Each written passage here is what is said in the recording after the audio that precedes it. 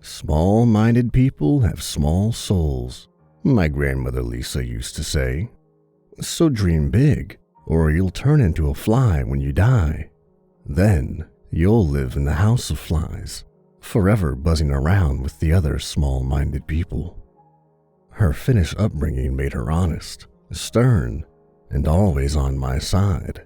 She pushed me to realize my dreams, to speak my mind, and to always stay true to myself. But most of all, she made me fear the house of flies. The same way people would say, "Go to hell," Lisa would say, "Go home to your house of flies." The saying just doesn't have the same cadence in English, and it isn't as powerful when it isn't coming from an old, angry Finnish woman. Then again, I don't think I ever heard anyone else say it quite like her. As a kid, I used to have nightmares about the house of flies. Lisa built an entire world with her stories. She told me how all of the flies swarmed together in a black cloud, looking for something to make them human again. There were old rooms with bookshelves full of half-written books, a kitchen where wasted food rotted away, and a warm cellar where bodies would go to spoil and cool. There were other rooms mentioned in passing, but they were too many to keep track of. Looking back at it, it was just a made-up spooky story to scare me into becoming a proud and outspoken little boy. If my teachers had known where my rash attitude came from, they'd curse my grandmother in their prayers. But there comes a point where all little boys stop hearing how great they are, a point where their dreams and ambitions start to feel far-fetched, the point where they realize they can't all be astronauts, millionaires, and hockey pros. To me, that came in my late teens, just after my grandmother passed. When there are no voices left to counterbalance the abuse of ordinary life, you just listen to whatever is left. I did decently in school, but I failed miserably when I tried to pursue a higher education. I tried finding a job in my hometown back in Finland, but there was nothing available. As my remaining family distanced themselves, I found myself with nothing tying me down. So I did what my grandmother would have wanted. I cursed all of it to the house of flies and set off on my own. I moved to Sweden and got a job as a night guard at the Royal Institute of Technology in Stockholm. It was mostly a nighttime gig, but I'd work extra whenever there was a large event on campus. It wasn't that exciting, but it was steady work and there was good pay. I think the company was impressed with my can-do attitude and work ethic. At that point, I wasn't completely broken. I had some faith, both in myself and my abilities. But over the years, that confidence was chipped away. Over 10 cruel years, I was faced with a string of failed relationships and a broken engagement. I failed to get a better place than a one-room apartment, and I'd seen all my colleagues move on to greater and better jobs. One guy, Jonas, won the damn lottery, almost €1 million. With that in mind, you might not be so fast to blame me that harshly when I admit that I eventually stopped trying. Walking those same halls night after night felt like a Sisyphean nightmare. Hour after hour of needless patrols, questioning drunk students and locking everything down. It was useless, and that work ethic I'd been so proud of started to erode. It was late September, not that long ago. The students were returning for the new semester, and I was back on my route. By now, I knew most of the custodians and faculty. Well, I'd been on a date with a lady in the cafeteria. But this particular night, I was done. Completely mentally done. I had no intention of making even the slightest, smallest effort. Instead, I was right here, on Reddit. I was mindlessly browsing through my recommended subreddits. I checked all my subscriptions, and now I just wanted to fill my mind with nonsense for a while. Finally, I just picked a random subreddit and started scrolling. I was on the 10th page of New when I ran across a title that stuck with me. Would you survive the House of Flies? At first, I thought it was a discussion about a book or a movie. The whole "what would you do during an alien invasion" kind of post. I checked the post out, but got stuck on the app loading some kind of picture. I just rolled my eyes when it turned out to be an ad for a dating app. Sail away. Never seen it before. But the comments caught my eye. Response after response, over and over. At least 40 comments, all saying the same thing. No. As in no, they wouldn't survive the House of Flies. Were they all familiar with the same story? In all my life, I never met anyone outside my family who'd heard about it. Then, without touching the screen, I saw myself post the same thing. No. There it was. My username and everything. It was already getting upvoted. I turned off my phone and got up. I finished the rest of my route in record time, rushing down the hallways. There was something about that post that reminded me of my grandmother and the sense of dread her stories put in me. They were so vivid I could have sworn I'd been there. I could almost picture the half-written books in the disgusting, rotting kitchen. If I'd been a talented man, I could have drawn it, painted, and make poetry of it. Something a small-minded person wouldn't do. Instead, I finished my route and was back home by dawn. The last thing I remember was stepping into the bottom floor of my apartment complex. 2 shadows moved in behind me. An arm forced me into a chokehold, while someone pushed something into my face.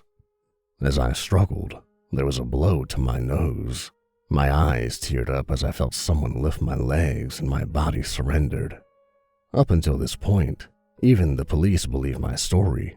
There's an open investigation into my kidnapping, and they claim to have a list of suspects. But honestly, I'm not convinced. It's been a bit too radio silent lately, and I'm starting to think they're only listening to a part of my statement. They're not looking closer at what came next. But it is no less true and no less important. I have a vague memory of a large, dark box. There were other people in there. A man was crying, and I think someone by the corner was dead. I was too tired to talk, but not too tired to listen. There were at least 4 of us, me included, and everyone was just as disoriented and scared as I was. I was naked, and I suspected the others were too. Maybe not the corpse. I could still feel cold skin against my thigh, but still my eyes couldn't focus. It was pitch black, and not a sliver of light came through. My nose had fractured so my eyes wouldn't stop tearing up, and I had to breathe through my mouth.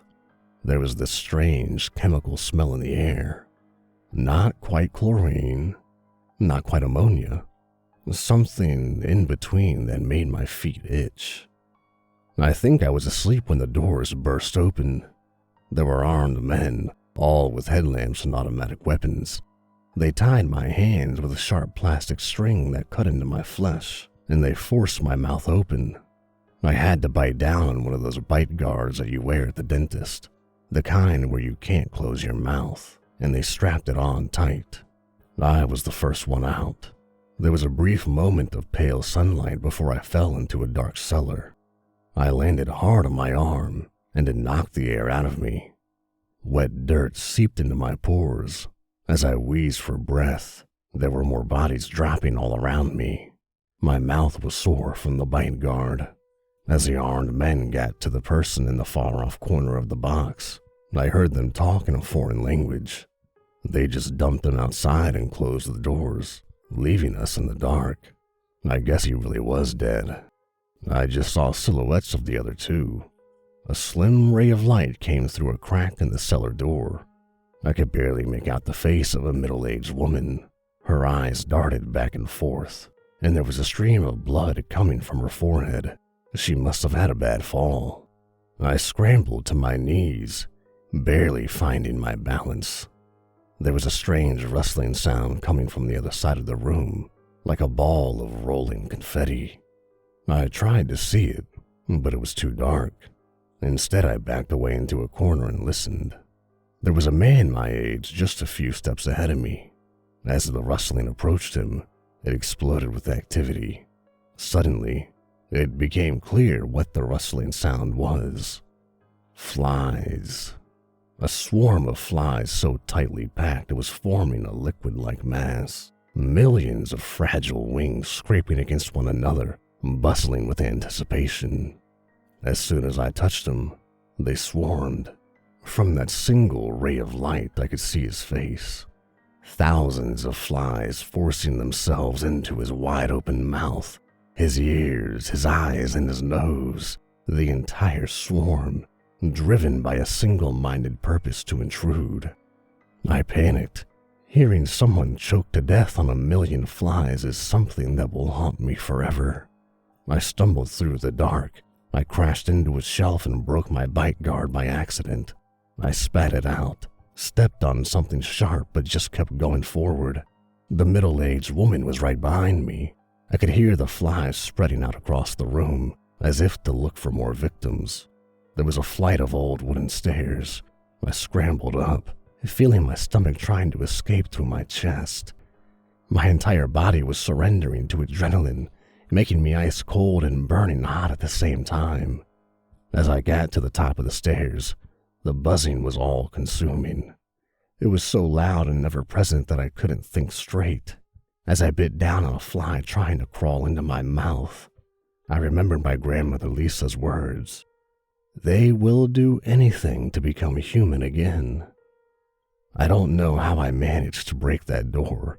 I just kept slamming against it, using my body as a battering ram. I got splinters and cuts all over my arm and shoulder, but the old wooden door at the top of the stairs gave way. As it did, the middle-aged woman caught up with me. The two of us fumbled into a dining room. It was old, probably from the 1930s. A simple metal vase stood atop a dining table with a hand-knit tablecloth. As I heard the mass of flies ascending the stairs, I grasped the tablecloth and covered the broken door with it. We gotta cover it up, I yelled. Find something, anything. My jaw ached from the bite guard, but I had to block out whatever was down there from coming up. It was such a bizarre sight to see that strange, naked woman still struggling to get her bite guard off. She was making this panicked, squealing noise like a wounded animal. With her hands still tied, she started going through 2 chests of drawers, looking for something to block the door with. A few flies were getting through until I covered the keyhole with my thumb. Tiny scratches tried to get through. The buzzing wings sounded like jet engines as they tried to get into my ears. Over and over, I managed to shake them loose. She came back with an armful of damp, moth-eaten clothes. Still, we were lucky they were damp. Otherwise, they wouldn't have stuck to the door quite as easily. After a few panicked seconds of using everything in the room, we had managed to barricade the door, seal it to the best of our abilities, and killed most of the flies that had gotten through. I had squashed no less than 4 against my own face. We just stood there for a while, gasping for breath. As I helped her off with her mouth guard, I noticed she was freezing cold. She couldn't take her eyes off the door, and the buzzing was still there. All those little lives looking to make things right, whatever the cost. We helped each other with the plastic strips. The woman picked up an old beige summer dress from the floor. It was a bit too big for her, but it was something. I found myself an old pair of dress pants. There were a few shirts, but they were too torn to provide any kind of warmth. They were just fabric now. You okay? She panted. Yeah, I nodded. I think so. I didn't do anything, she cried. I shouldn't be here. No, I agreed. We shouldn't. I don't think anyone should. There was an arched doorway leading to an adjacent room. Restless, I urged her to follow me. Before I got through the door, I had this overwhelming feeling. I knew what was on the other side of that door as soon as I laid my hand on the handle. It was a study, 18 bookshelves lined the walls, tall enough to reach the ceiling. Old wooden floorboards covered in mismatched carpets. A big cedar wood desk with a typewriter covered in notes and first drafts. I'd been there before.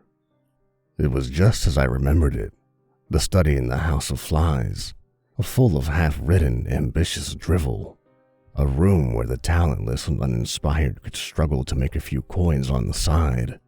Just as I remembered it, down to the mismatched carpets. Grandmother used to tell me the study was a place where all records were stored. Your unfulfilled life in a half-page in some forgotten book. The woman pushed past me and headed for the window. I closed the door behind me and started sealing the edges and keyholes with paper from the floor. It wouldn't be perfect, but it might buy us some time. This whole house was old enough to fall apart as it was. It'd only be a matter of time before the flies found some mouse hole to follow us through. It's nothing, she said, staring out the window. Swamp. Just swamp. The House of Flies, I muttered. There's nothing out there. The what? She yelled. You know where we are? As she stomped over to me, I nodded. I think, yeah, I said. But it couldn't be, but it is. Hey, she snapped her fingers in front of my eyes. Her hands trembled. Focus, where are we? It's hard to explain, I protested.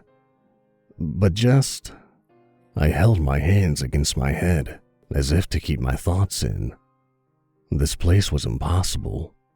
It couldn't be what I thought it was, and yet I could feel my naked feet against the wooden floor. No matter if I believed in it or not, I was still there. There's a kitchen 2 doors down to the left. We can't go there, I said. That's where they spawn.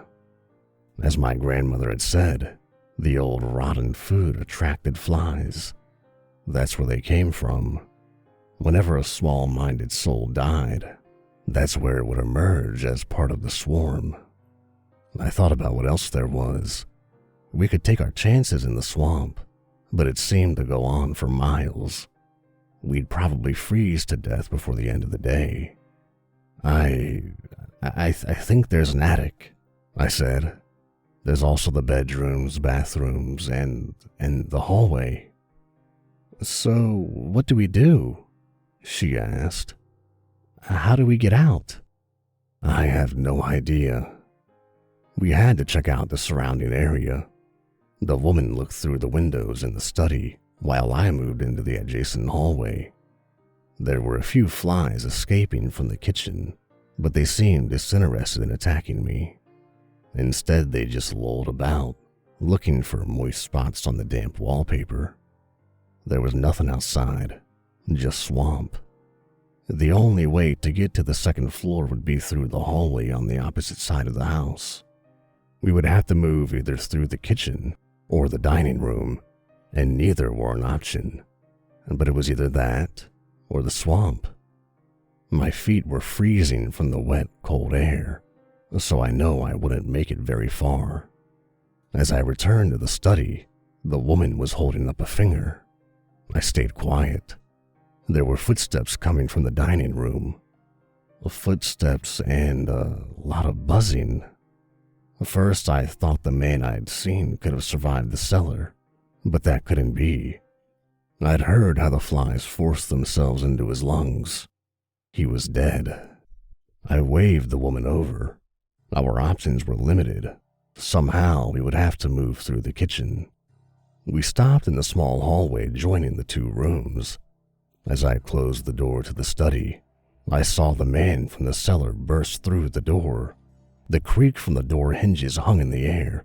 His eyes were black and his mouth wide open from the bite guard. Flies were dripping from every orifice like leaking pipes, his swollen stomach moving like a sack of worms. This was it. This was how desperate the flies were to feel human. They'd wear us like a damn suit. I almost threw up, but I was pulled back.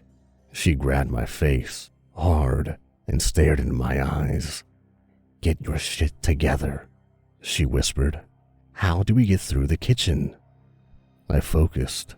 I tried not to think about my lungs and my stomach filling with something moving inside of me. I wouldn't become that. "Everything there is rotten," I whispered back.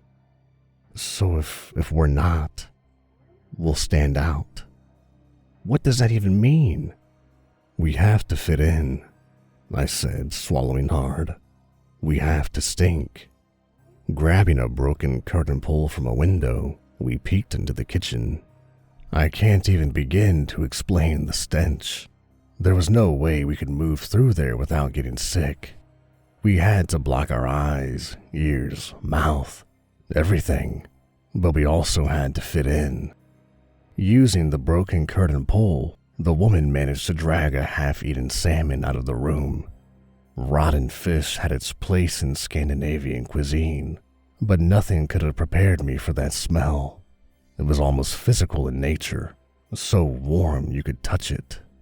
The thing broke apart in our hands as we started smearing it on ourselves. Finding pieces of the broken curtains, I ripped them apart. I put some into my nose, some into my mouth, and some into my ears. I'd just have to close my eyes and my face would be impenetrable. I offered the remaining pieces to my companion, who reluctantly agreed. We entered the kitchen, keeping our eyes shut. I could feel flies batting against me. I couldn't feel the floorboards anymore.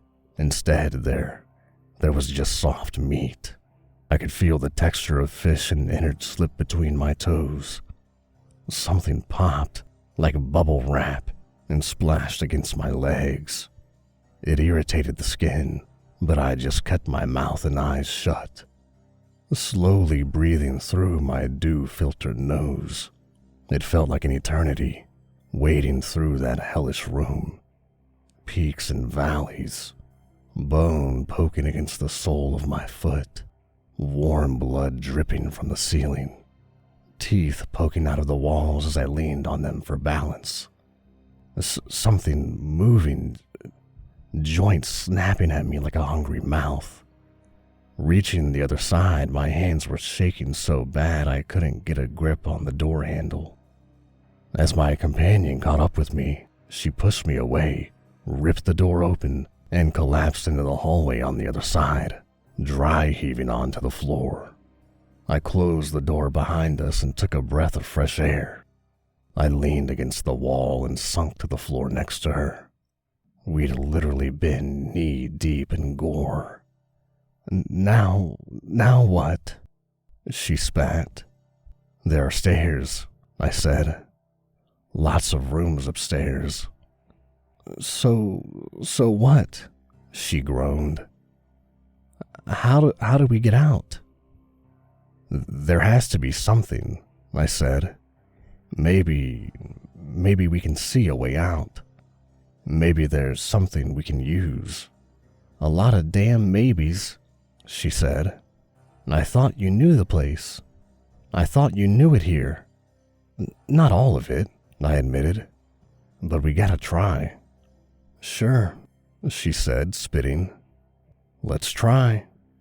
The stairs weren't far off. While the house itself was severely water damaged, the stairs were probably the worst.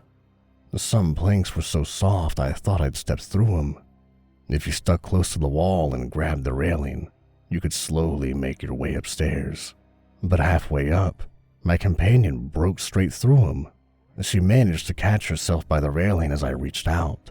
Less than a second later, I could see the fly-filled man around the corner, but there were no eyes left.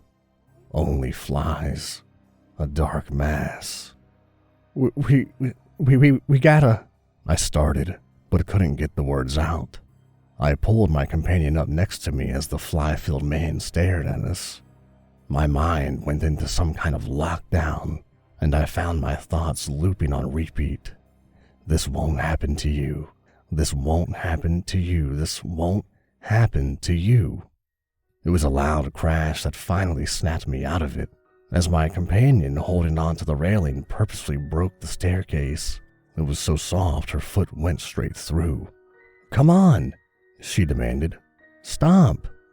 So I stomped, frantically, as the fly-filled man started making his way up the stairs. The bottom half of the stairway collapsed. He fell forward, flies spilling from his face as he hit the ground. The pallor of his hijacked body shone in contrast with the dark, wet planks below. My companion stared up at him as he got up, while I backed away. "Leave us alone! Leave us alone!" she demanded. Just screw off. Go." The two just stared at one another. I grabbed her arm, but she pulled away. "You hear me? I said—" Suddenly, he spat at her. One big black glob of flies. It hit her face hard and she almost lost her balance. This time, when I grabbed her, I didn't let her pull away. As we forced ourselves up to the top floor, it was clear that she was getting worse, and fast. She was coughing up maggots and constantly scratching her eyes. They seemed to bulge, and she started having trouble blinking. She leaned on me as we explored the room upstairs. Just bedrooms, bathrooms, and a pull-down set of stairs for the attic. As I pulled them down, she put her hand on my shoulder. "Les," she sighed, her mouth starting to bloat. "Les, no." She shook her head. "No, go." She pushed me ahead and stayed back. The message was clear. I stepped up into the attic, alone. It was empty. A hole in the ceiling let a single ray of light in, but the rest of the floor was just empty. A pair of well-kept curtains were hung against a round window at the end of the room, but that was it.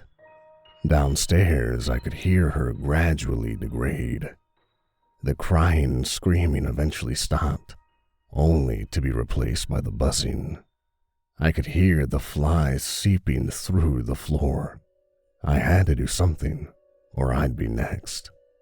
There was nothing outside, though, just more swamp. I tried to swallow that sense of dread, but it just got worse. I summoned what little courage I had left. I ripped down the curtains. I tied a makeshift bag over my head so I wouldn't accidentally get any flies in my face if I dozed off. I hid in the corner of the room where I could feel water drip from a hole in the ceiling. And thus began the 4 longest days of my life. I stayed in that attic, surrounded by a swarm of flies. I managed to get drops of water from that hole in the ceiling, but that was it. I could hear my former companion and the fly-filled man stomp around downstairs, together, looking for a way to get to me. Luckily, they weren't that smart. Figures, as the fly-filled man didn't even attempt to open the door to the study. He just busted it down. It's hard to describe what that kind of threat and isolation does to you. You're so trapped in your mind that you stop hearing the buzzing, and you start to convince yourself it isn't real. You make up vivid images of where you really are in your mind, and you start imagining the drops of water tasting different. The hunger went from a nuisance to a pain. By the 4th day, I was shaking like a leaf. The attic was pretty warm, and I had some scraps of textiles wrapped around me like a blanket. Still, I was freezing, starving, and dehydrated, and that was only my body. I thought I imagined a car, that I could hear an engine. I forced my body to stand as I listened again. There was something out there, sounds I didn't imagine. There were less flies now, so I peeked through my curtain bag. It was so bright my eyes burned, but I saw them, a large white van, and there were masked men forcing people into the cellar. And outside, In the swamp, a thick fog. That was new. The masked men dumped 4 people down there. One of them struggled and got shot in the leg. The sound was so loud, so distinct that it must have been real. I've never heard that kind of gun before. They started screaming as the cellar door closed behind them. As the armed men got back in the van and drove away, I noticed something. There had been a dead person in our van, and that corpse was lying out in the swamp. The van had almost run over it, causing it to move a little in the moist grass. How hadn't I thought of that? The corpse was fully clothed, shoes and all. That might give me some time, were I to make a run for it. And tearing off my makeshift bag, I stumbled down the stairs of the attic. I brushed away the flies and just ran from the slapping feet of my former companion, coming to claim my life. I had to stop thinking. I had to ignore my instinct to scream. I just held my breath, brushed the flies out of my ears and nose, and pushed forward. I fell down the staircase, spraining my left ankle and stepping on a nail. Still, I pushed on. I hurried past the fly-filled man coming out of the study, past the kitchen, past the hallway, and out the back window. As my battered body hit the wet grass outside, I gasped for air. There was a buzzing sound, but it wasn't flies, just a few mosquitoes. Thank God. I limped forward, step by step. The ground was partly frozen, and I started to lose the feeling in my toes. As I got to the corpse, I was acting on unbridled instinct. I didn't care that his shoes were too small, or that it hurt to force my toes into them. I didn't care that his jacket didn't go all the way around me. I just needed something. I just needed layers. But I was being followed. My former companion and the fly-filled man were following me out of the home, side by side, like a couple straight out of a nightmare. Bellies extended like balloons, their skin turned to leather, flies crawling from across their nasty yellow teeth. They were coming for me, and with my body as bruised as it was, they were gaining on me. "Please," I coughed as I started limping away. "Please." The fog was growing thicker. They were coming closer. The buzzing around me grew stronger. The fog was so thick I couldn't see a log in front of me and I tripped. I scraped my hand on a rock, and my sprained foot didn't let me get back up without a fight. I saw the shadows of my attackers looming over me as I crawled forward, inch by inch, desperately trying to get away. I imagined more shadows stepping out of the fog to join them in the upcoming feast. "Please," I kept pleading. "Please." They were almost upon me. A hand grabbed my ankle, but I kicked it off. A few more pushes. That's all I had left in me. Then, the fog started to lighten. Looking behind me, they stopped. I'd reached the edge. I walked blindly for another 5 hours. As I reached a small road, I was picked up by an old man walking his dog. I was taken to a hospital, interviewed by the police, and treated for my injuries. I told them exactly what had happened, but they thought I was delirious. Being held like I'd been for 4 days would do that to you, but I know what I saw and experienced. I even described the fly-filled man and my lost companion. Indeed, there was a woman who matched that description that had been reported missing, but there was no way to confirm that that was her. I couldn't recognize her in the pictures. So how come I know the House of Flies? Well, I've since investigated it. My mother has a hard time believing this story, and she doesn't know what I'm even talking about, but it turns out I do have a history of disappearing. You see, when I was a kid, I'd gotten lost in the woods as my parents took me mushroom picking. I'd wandered off into the fog and been gone for 2 full days. When they finally found me, I was babbling on and on about a broken house, full of flies and people. I was dehydrated, hungry, and bleeding, My mother, fearing I'd suffered some kind of abuse, tried to make me forget about the whole thing. My grandmother had an idea, though. She figured that instead of trying to find out the horror of what really happened, she figured she'd just indulge my incoherent nonsense. She'd make a story out of it. All of it. Just something to make me believe it was all just a made-up nightmare fairy tale. So I guess I told this story to myself in a way, through my grandmother. The House of Flies was real all along, and this was the second time I'd survived it.